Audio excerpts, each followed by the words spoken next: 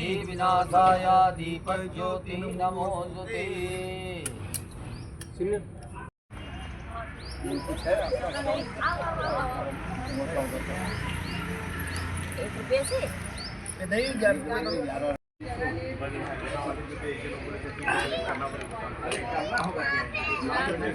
गई तुष्टवा गुंसस्तनूभिः व्यसेमदेवहिते यदायुः स्वस्ति न इन्द्रो वृधस्रवाः स्वस्ति न पूषा विश्ववेदाः स्वस्ति नस्तारिच्छो अरिष्टनेमिः।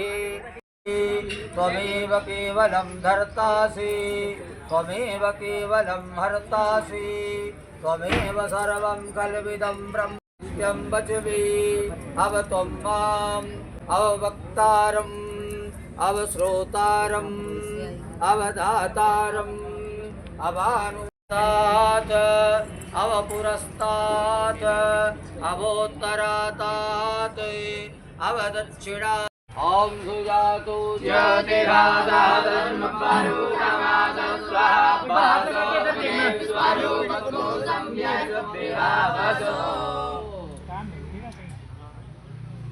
तो जी अच्छा आप खड़े हो जाओ, थोड़ा सा पेट से लैंडस्केप।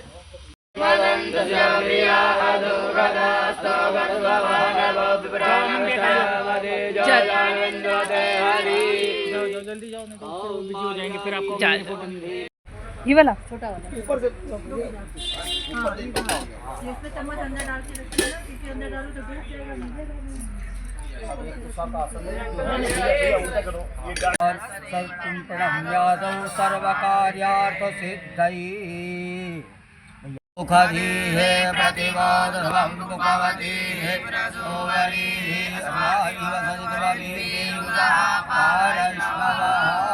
पुष्पाणि पुष्पाण्यं च समर्पयामि धूपं दीपं दर्शयामि हस्तौ मम नाम रामः। नमन के पास चले जाओ। इधर देखना एक बार, इधर देखो, आगे हो भी है थोड़ा सा। बोलो बोलो बोलो, आशीर्वाद बोलते रहो तुम लोग, आशीर्वाद बोलते रहो।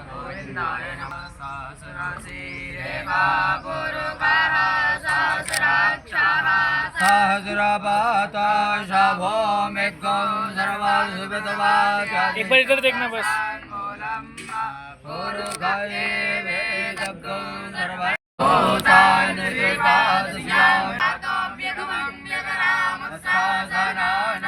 इधर देखो, आप भी हाथ लगाओ।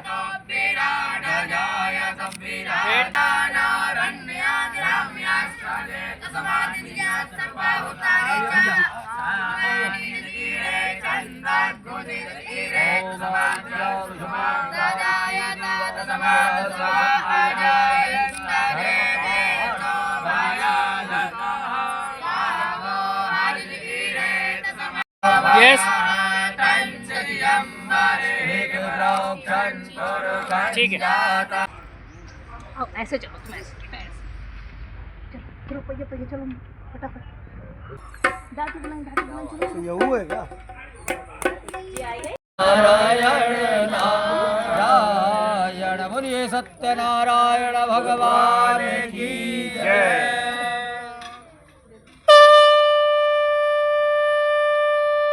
विधान ठीक तरह बताकर वृद्ध ब्राह्मण बनकर आई। भगवान सत्यनारायण अंतर ध्यान हो गए। गरीब ब्राह्मण ने कहा कि वो बूढ़े ब्राह्मण के द्वारा बताया गया व्रत अवश्य करेगा। इसी विचार के कारण उसे रात्रि में नींद नहीं आई। दूसरे दिन वो संकल्प लेकर के निकला कि मैं सत्यनारायण भगवान का व्रत करूंगा। भिक्षा मांगने के लिए निकला। उस दिन भिक्षा में गरीब ब्राह्मण को बड़ी मात्रा में दान की प्राप्ति हुई। इसी धन से ब्राह्मण ने अपने बंधु बांधवों सहित श्री सत्यनारायण भगवान का व्रत किया। व्रत के प्रभाव से दुख से मुक्ति पाकर के संपत्तिवान हो गया। तब से वो ब्राह्मण हर माह सत्यनारायण भगवान का व्रत करता रहा। सब पापों से मुक्त होकर के मोक्ष को प्राप्त हुआ। हे विप्रो, पृथ्वी पर जो कोई भी सत्यनारायण भगवान का व्रत करेगा उसके सभी दुख नष्ट होंगे। श्रीमन्नारायण ने यही श्री नारद जी से कहा। श्री सूत जी बोले, ये सब तो मैंने कहा, भाग्य क्या बोलूं। तब ऋषिगण बोले, अच्छा ऋषियों, अन्य जिन लोगों ने ये व्रत किया उनके बारे में सुनो। यही ब्राह्मण पर्याप्त धन आ जाने के कारण सत्यनारायण भगवान का व्रत कर रहा था कि एक लकड़हारा आया और लकड़ी का बोझा बाहर रख करके प्यास मिटाने के लिए ब्राह्मण के घर पर गया। उसने ब्राह्मण को व्रत करते देखा। ब्राह्मण को प्रणाम करके उस लकड़हारे ने पूछा कि प्रभु, आप ये क्या कर रहे हैं? इस पूजन का क्या फल है, विस्तार से कहें। ब्राह्मण ने उत्तर दिया, मनोवांछित सभी फलों को देने वाला ये सत्यनारायण भगवान का व्रत है। इन्हीं की कृपा से मेरा ये धन धान्य है। ये जान करके लकड़हारा बहुत प्रसन्न हुआ। प्रसाद ले जल पी लकड़ी बेचने शहर में चला गया। लकड़ी का बोझा सिर पर लेकर के उसने विचार किया कि आज लकड़ियों के बेचने पर मुझे जो धन की प्राप्ति होगी उससे मैं सत्यनारायण भगवान का व्रत और पूजन करूंगा। वो सत्यनारायण भगवान का व्रत करेगा। मन में विचार करके लकड़हारे ने लकड़ी का बोझ सिर पर धारण किया और निकल पड़ा। वो धनवान लोगों की बस्ती में गया जहाँ उसे आज अपनी लकड़ियों की दूनी कीमत मिली। तब वो प्रसन्न होकर के पके पके केले के फल, शक्कर, घी, दूध और गेहूं का आटा सवाया बना करके अपने घर पर ले आया। वहाँ अपने भाई बंधुओं के साथ मिलकर के विधि पूर्वक व्रत किया। व्रत के प्रभाव से पुत्रवान धनवान वाला बना। इस लोक में सुख भोग करके अंत में श्री सत्यनारायण के लोक हो गया। श्री स्कंद पुराणे देवाखंडे श्री सत्यनारायण व्रत कथायां द्वितीयोवरे सत्यनारायण भगवान की जय।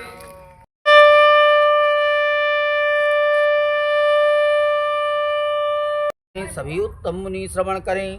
पूर्व समय में उल्कामुख नाम का एक बुद्धिमान राजा था।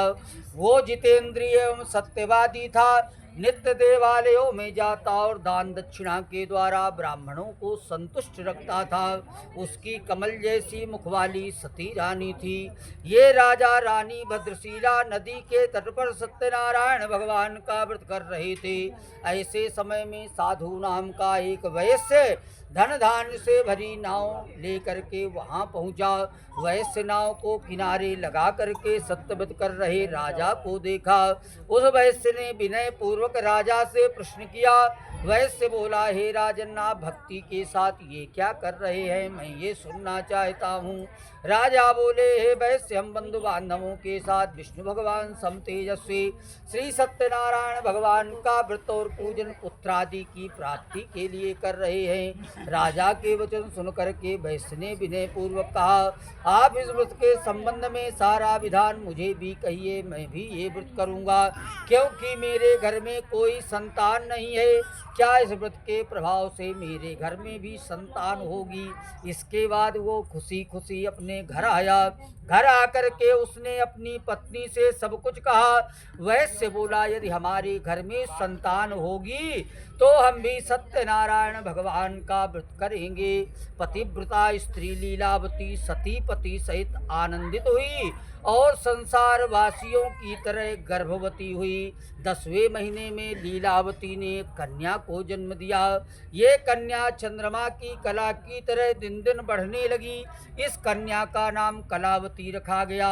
अब लीलावती ने अपने पति से मधुर वचन कहे कि हे स्वामी, हम लोगों ने पहले संकल्प किया था कि जब हमारे घर में कोई संतान होगी तो हम सत्यनारायण भगवान का व्रत करेंगे।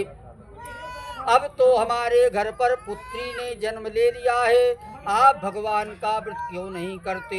वैश्य बोला, हे प्रिय, जब कन्या का विवाह करेंगे तब सत्यनारायण भगवान का व्रत कर लेंगे, अभी कोई जल्दी नहीं है। इतना कह करके वैश्य नगर को चला गया। इधर कलावती कन्या पिता के घर पर बड़ी होने लगी। एक दिन वैश्य ने अपनी कन्या को सहेलियों के साथ नगर में देखा। धर्म मर्यादा को जानने वाले वैश्य ने तत्काल विचार करके कन्या के योग श्रेष्ठ वर खोजने हेतु दूत भेजे। वैश्य की आज्ञा पाकर के दो सुसंपन्न कांचन नगर गया। वहां से बड़ा गुणवान सुंदर वैश्य पुत्र कन्या के योग भर देखा, उसे ले आया। वैश्य पुत्र को देख करके वैश्य अपने परिचित बंधु बांधवों सहित संतुष्ट हुआ और अपनी कन्या का विधि पूर्वक विवाह उसी के साथ कर दिया। लेकिन दुर्भाग्यवश उस समय वैश्य पुनः सत्यनारायण भगवान के व्रत को भूल गया। परिणाम स्वरूप सत्यनारायण भगवान क्रोधित हो गए। कुछ समय बीता, अपने काम में होशियार वैश्य अपने दामाद को साथ लेकर के शीघ्र व्यापार के लिए चल पड़ा। वो समुद्र के पास सुंदर रत्नसार नगर में गया। वहां जाकर के धनवान वैश्य अपने दामाद के साथ व्यापार करने लगा। इस सुंदर नगर का राजा चंद्रकेतु था। उस समय सत्यनारायण प्रभु ने प्रतिज्ञा से भ्रष्ट होने वाले वैश्य को कठिन श्राप दिया कि हे वैश्य, तुम्हें बहुत कष्ट की प्राप्ति हो। एक दिन राजा की संपत्ति चुरा करके चोर वहां आए जहां वैश्य और दामाद ठहरे थे। राजा के दूतों को अपना पीछा करते देख करके चोर डर गए और धन वहीं छोड़ करके भाग गए। पीछे दौड़ते राजा के दूतों ने राजा की संपत्ति को वहां देखा तो दोनों वैश्यों को चोर समझ करके बंदी बना करके राजा के पास ले गए। हर्षित होकर के दूत राजा से बोले, महाराज, दो चोर लाए हैं, आप इनके लिए आज्ञा दे। राजा की आज्ञा से शीघ्र ही उन्हें बंदी बना करके बिना विचार किए जेल में डाल दिया गया। श्री सत्यनारायण भगवान की माया से वैश्यों की बात किसी ने नहीं सुनी। राजा चंद्रकेतु ने वैश्यों का सारा धन छीन लिया।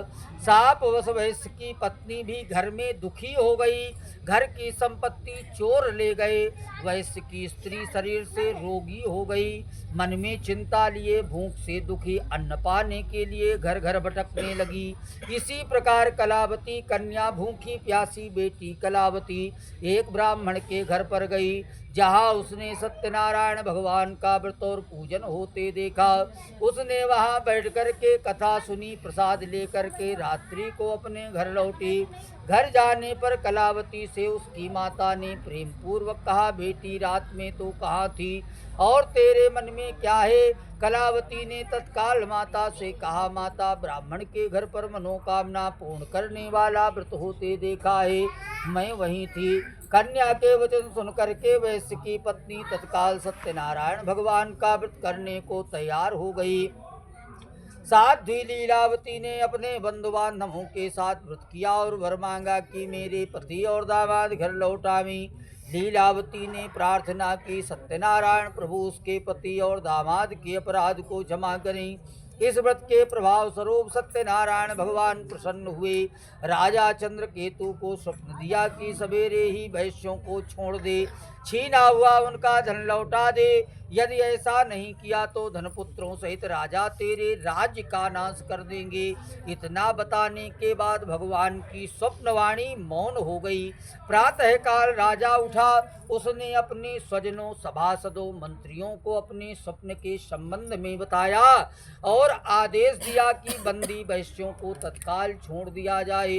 राजा की आज्ञा पाकर के राजा के सिपाही विनम्र भाव से दोनों वैश्य पुत्रों के बंधन के बिना राजा के समीप लाए।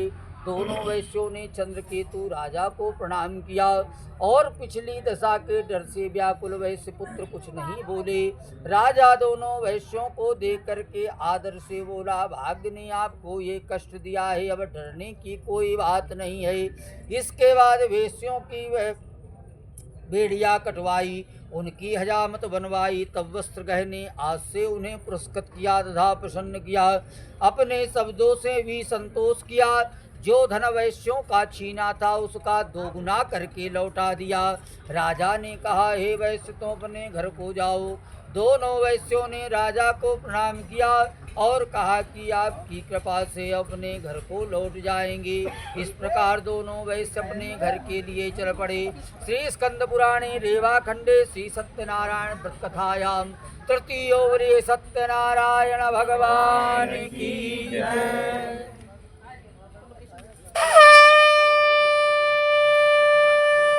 नारायण श्रीमन्नारायण नारायण नारायण। राधे अपने घर के लिए चला।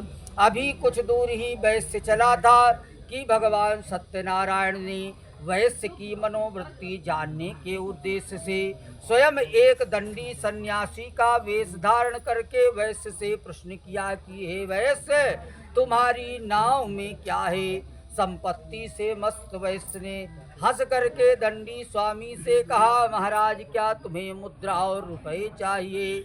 मेरी नाव में तो केवल फल फूल भरे हुए हैं। ऐसे निठुर वचन सुन करके सत्यनारायण भगवान बोले, तुम्हारा कहा हुआ वचन सत्य हो। इतना कह करके दंडी सन्यासी वैश्य के पास कुछ दूर हो गए और समुद्र के ही किनारे बैठ गए। दंडी स्वामी के चले जाने पर वैश्य ने देखा कि नाव तो सचमुच में हल्की और उठी हुई चल रही है। वो बहुत चकित हुआ। उसने नाव में धन संपत्ति की जगह केवल फल फूल देखे तो मूर्छित होकर के पृथ्वी पर गिर पड़ा। होश आने पर चिंता करने लगा। तब उसके दामाद ने कहा, ऐसे शोक क्यों करते हो? आपने ही दंडी स्वामी से झूठ कहा था कि मेरी नाव में धन संपत्ति नहीं, केवल फल फूल भरे हुए हैं। इसमें संशय नहीं है, उनकी शरण में जाने से मनोवांछित फल की प्राप्ति होगी। दामाद का कहना मान करके वैसे दंडी स्वामी के पास गया। दंडी स्वामी को प्रणाम करके सादर बोला, जो कुछ मैंने आपसे झूठ कहा उसे क्षमा कर दे। बार बार नमन करके महाशोक से व्याकुल हो गया। वैश्य को रोते देख करके दंडी स्वामी ने कहा, मत रो, सुनो, तुम मेरी पूजा को सदा ही भूलते हो। हे कुबुद्धि वाले, मेरी आज्ञा से तुम्हें बारंबार दुख मिला है। वैश्य स्तुति करने लगा। वैश्य बोला, प्रभु आपकी माया से ब्रह्मादि देवता भी मोहित हुए हैं। वे भी आपके अद्भुत रूप और गुणों को नहीं जानते। हे प्रभु, मुझ पर प्रसन्न हो। मैं माया से मूर्ख आपको कैसे पहचान सकता हूँ? कृपया प्रसन्न हो, मैं अपनी सामर्थ्य से आपका पूजन करूँगा। धन जैसा पहले था वैसा कर दीजिए। मैं आपकी शरण में हूँ, रक्षा कीजिए, रक्षा कीजिए। भक्ति युक्त वाक्यों को सुनकर के जनार्दन संतुष्ट हुए। वैश्य को उसका मनचाहा वर दे करके भगवान अंतर्ध्यान हो गए। तब वैश्य नाव पर आया, उसे धन से भरा देखा। सत्यनारायण भगवान की कृपा से मेरी मनोकामना पूर्ण हुई। ये कह करके वैश्य ने अपने सभी साथियों के साथ सत्यनारायण भगवान का विधि पूर्वक पूजन किया। भगवान सत्यनारायण की कृपा प्राप्त करके बहुत प्रसन्न हुआ। नाव चलने योग्य बना करके अपने देश के लिए चल पड़ा। अपने नगर के निकट अपने दामाद से बोला, देखो वो मेरी रत्नपुरी नगरी है। धन के रक्षक दूत को नगर में भेजा। दूत नगर में वैश्य की स्त्री से हाथ जोड़ करके उचित वाक्य बोला। वैश्य दामाद के साथ बहुत साधन लेकर के संगी साथियों के साथ नगर के निकट आ गए हैं। दूत के वचन सुन करके सती स्त्री प्रसन्न हुई। भगवान सत्यनारायण की पूजा पूर्ण करके अपनी बेटी से बोली, मैं पति के दर्शन के लिए चलती हूँ, तुम जल्दी आओ। अपनी माँ के वचन सुन करके पुत्री ने भी भगवान के व्रत को समाप्त किया और भगवान के प्रसाद को छोड़ करके पहले अपने पति को देखने के लिए चल पड़ी। सत्यनारायण भगवान इससे रुष्ट हो गए। उसके पति तथा धन से लदी हुई नाव को जल में डुबो दिया। कलावती ने वहां अपने पति को नहीं देखा, उसे बड़ा दुख हुआ। वो रोती हुई भूमि पर गिर पड़ी। नाव को डूबती हुई देख करके कन्या के रोदन से डरा हुआ वैश्य बोला, क्या आश्चर्य हो गया? नाव के मल्लाह भी चिंता करने लगे। अब तो लीलावती भी अपनी बेटी को दुखी देख करके व्याकुल हो गई। और इस समय नाव सहित दामाद कैसे अदृश्य हो गए, ना जाने किस देवता ने नाव को हर लिया है। सत्यनारायण भगवान की महिमा कौन जान सकता है। इतना कह करके स्वजनों के साथ रोने लगी। फिर अपनी बेटी को गोद में लेकर के विलाप करने लगी। वहाँ बेटी कलावती अपने पति के नहीं रहने पर दुखी हो रहे थे। वैश्य कन्या ने पति की खड़ाऊ लेकर के मर जाने का विचार किया। स्त्री सहित वैश्य ने अपनी बेटी का ये रूप देखा। धर्मात्मा वैश्य दुख से व्याकुल होकर के चिंता करने लगा। उसने कहा, ये हरण श्री सत्यनारायण भगवान ने ही किया है। सत्य की माया से मोहित हैं। सबको अपने पास बुला करके उसने कहा, मैं साविस्तार सत्यनारायण भगवान का पूजन करूंगा। दीन प्रतिपादन करने वाले भगवान सत्यनारायण, आपको बारंबार प्रणाम है। मुझ पर प्रसन्न हो जाइए। भक्त वत्सल ने कृपा करके ये वचन कहे, तुम्हारी बेटी मेरे प्रसाद को छोड़ करके पहले अपने पति को देखने के लिए आई है। इसी के कारण इसका पति अदृश्य हो गया है। यदि ये घर जाकर के मेरे प्रसाद को ग्रहण करे और फिर आवे तो इसका पति अवश्य मिलेगा, इसमें संशय नहीं है। वैश्य की बेटी ने ये आकाशवाणी सुनी, तत्काल घर गई और भगवान के प्रसाद को प्राप्त किया। फिर लौटी तो अपने पति को वहाँ देखा। तब उसने अपने पिता से कहा, घर चलना चाहिए, देर क्यों करते हैं। अपनी बेटी के वचन सुन करके वैश्य प्रसन्न हुआ और भगवान सत्यनारायण का विधि विधान से पूजन किया। अपने बंधु बांधव और दामाद को लेकर के घर गया। पूर्णिमा और संक्रांति को सत्यनारायण भगवान का पूजन करता रहा। अपने जीवन काल में सुख भोगता रहा। अंत में श्री सत्यनारायण के वैकुंठ लोक हो गया।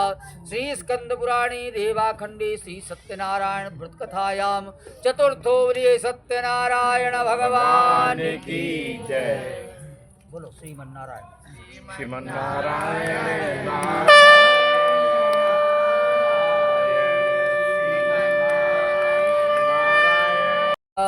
सूत जी ने कहा, हे मुनिगण सुनो, आगे की कथा कहते हैं। तुंगध्वज नामक एक राजा अपनी प्रजा के पालन में तत्पर था। भगवान सत्यनारायण का प्रसाद ना लेने से उसे भी बहुत दुख मिला। एक दिन राजा ने वन में जाकर के बहुत प्रकार के पशुओं का वध किया। उसने वटवृक्ष की छाया में सत्यनारायण भगवान का पूजन होते देखा। बहुत संतोष पूर्वक तथा भक्ति के साथ बंधु बांधवों के लिए गोप ग्वाल सत्यनारायण भगवान का पूजन कर रहे थे। राजा अभिमान के वश ना तो पूजन स्थल में गया, ना ही सत्यनारायण भगवान को प्रणाम किया। फिर भी गोप ग्वाले प्रसाद लेकर के राजा के पास आए। प्रसाद राजा के समीप रख करके पूजन स्थान को लौट गए और भगवान का प्रसाद ग्रहण किया। राजा ने भगवान के प्रसाद को वहीं छोड़ दिया और दुख भोगा। उसके पुत्र धन धान्य सब कुछ नष्ट हो गया। तब उसको निश्चित रूप से बोध हुआ कि श्री सत्यनारायण भगवान ने ही उसका सर्वस्व नष्ट कर दिया है। अतः जहाँ सत्यनारायण भगवान का पूजन हो रहा था, राजा वहीं जाए। यही विचार करके राजा ग्वाल वालों के पास गया। राजा ने ग्वालों के साथ विधि विधान से भक्ति पूर्वक सत्यनारायण भगवान का पूजन किया। सत्यनारायण की कृपा से पुनः धन पुत्र वाला बना। इस जीवन में सुख भोग करके अंत में श्री सत्यनारायण के लोक हो गया। इस परम दुर्लभ सत्यनारायण भगवान के व्रत को जो धारण करता है, फलदायी कथा को भक्ति पूर्वक सुनता है, उसे श्री सत्यनारायण की कृपा से धन धान्य आदि की प्राप्ति होती है। दरिद्री व्यक्ति धन पाता है, बंदी व्यक्ति के बंधन कट जाते हैं, भयग्रस्त का भय मिट जाता है, पुत्रार्थी को पुत्र की प्राप्ति होती है। व्यक्ति मनोवांछित फल भोग करके अंत में श्री सत्यनारायण के लोक हो जाता है। हे विप्रो, मैंने ये सत्यनारायण भगवान की व्रत की कथा कही। इसके कारण मनुष्य सभी प्रकार के दुखों से छूट जाता है। कलयुग में सत्यनारायण भगवान की पूजा विशेष रूप से फलदायी है। सत्यनारायण को कोई काल, कोई ईश्वर, कोई सत्यदेव, कोई सत्यनारायण कहेंगे। अनेक रूप धर करके मनचाहा फल देने वाले हैं। कलयुग में सत्यवत रूपी सनातन सत्यनारायण भगवान हैं। सभी को मनोवांछित फल देने के लिए भगवान विष्णु ने सत्यनारायण का रूप धारण किया। हे मुनिगण, जो इस कथा का पाठ करेंगे, सुनेंगे, श्री सत्यनारायण की कृपा से उनके समस्त पाप नष्ट हो जाएंगे। सूत जी बोले, हे मुनीश्वरों, जिन्होंने सत्यनारायण भगवान का व्रत पहले किया, उनके बाद की जन्म की कथा सुनाते हैं। महान बुद्धिमान सतानंद नाम का जो गरीब ब्राह्मण बनारस में रहता था, वही ब्राह्मण दूसरे जन्म में सुदामा हुआ और भगवान श्री कृष्ण जी की आराधना करके मोक्ष पद का अधिकारी बना। लकड़ी बेचने वाला लकड़हारा वही दूसरे जन्म में भील गुहराज बना और भगवान श्री रामचंद्र जी की सेवा करके मोक्ष पद का अधिकारी बना। राजा उल्कामुख वही दूसरे जन्म में महाराज दशरथ हुए और भगवान श्री रंगनाथ जी का पूजन करके वैकुंठवासी बने। धार्मिक वैश्य दूसरे जन्म में सत्यवधारी मोरध्वज राजा बना और आधा शरीर आरे से चीर करके दान करने से मोक्ष पद का अधिकारी बना।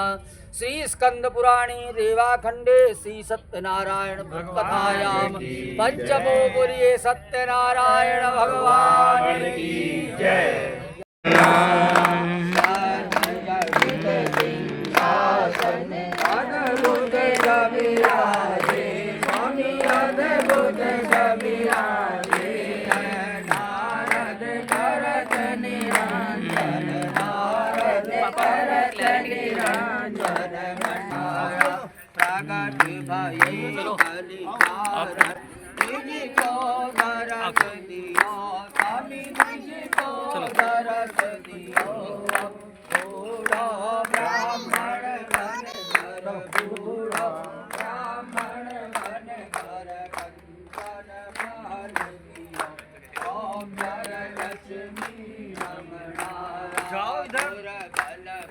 नहीं यार, पहले सबको निपटने दो यार।